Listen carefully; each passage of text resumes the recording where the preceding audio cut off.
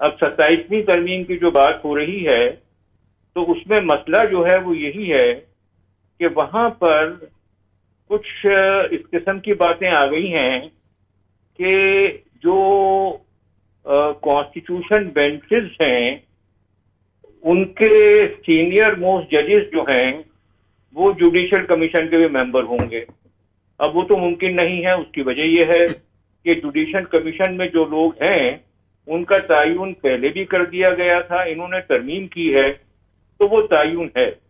تو اس کا نتیجہ یہ نکلتا ہے, مجھ سے کسی نے پوچھا تو میں نے یہ بتایا, اس کا نتیجہ یہ نکلتا ہے کہ آپ نے جو یہ آئینی بینچز ہیں اس میں سینئر لوگوں ہی کو اپوائنٹ کرنا ہے, تبھی تو وہ ممبر ہوں گے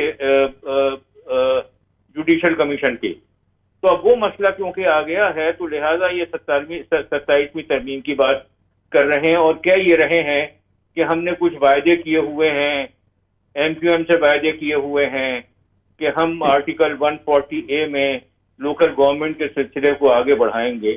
تو دیکھیے میں آپ کی خدمت میں یہ عرض کرنا چاہتا ہوں کہ یہ جو کچھ بھی کر رہے ہیں, آئینی ترمیم بے شک کنٹروورشل تھی, آئینی ترمیم بے شک غیر ضروری تھی, لیکن جس قسم کی حرکات یہ کر رہے ہیں, 27ویں ترمیم کی باتیں کر رہے ہیں, وہاں پر ثناء اللہ صاحب یہ کہتے ہیں کہ جو یہ آئینی بینچز ہیں اس میں نہ چیف جسٹس بیٹھیں اور نہ منیب اختر بیٹھیں. بھئی یہ کیا کس طرح کی باتیں ہیں؟ ایک طرف تو آپ نے پورا کنٹرول جوڈیشل کمیشن کا لے لیا, دوسری طرف سے آپ باہر پولیٹیکلی یہ بات کر رہے ہیں کہ ان بینچز کے اوپر کون بیٹھے یا کون نہ بیٹھے. اس کا مطلب یہ ہے کہ آپ نے اپنی ترمیم کو اس سے پہلے کہ وہ لاگو ہو آپ نے اس کو پہلے فیل کر دیا.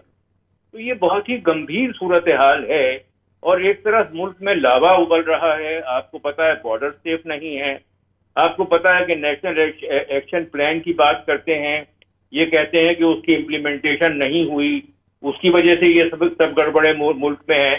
تو بھائی پی ڈی ایم کی حکومت آپ کی تھی, اب بھی آپ کی حکومت ہے, آپ کیوں نہیں آپ نیشنل ایکشن پلان کے اوپر عمل درآمد کر رہے؟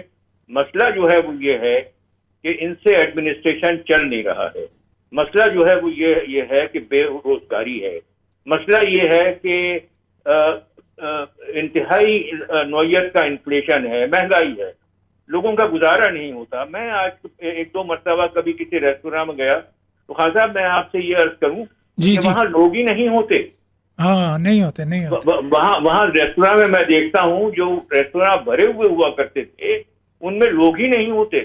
ان کے پاس کیپیسٹی ہی انہوں نے نہیں چھوڑی. اب پیسہ اگر کسی کے پاس ہے یا تو اسمگلر کے پاس ہے یا راشی افسر کے پاس ہے, اب وہ تو بہت زیادہ لوگ ایسے نہیں ہیں. تو نتیجے کے طور کے اوپر جہاں جہاں ادارے ہیں, جہاں جہاں پیسے کی ضرورت ہے, وہاں آپ کو کمپلیٹ فیلیور نظر آ رہا ہے.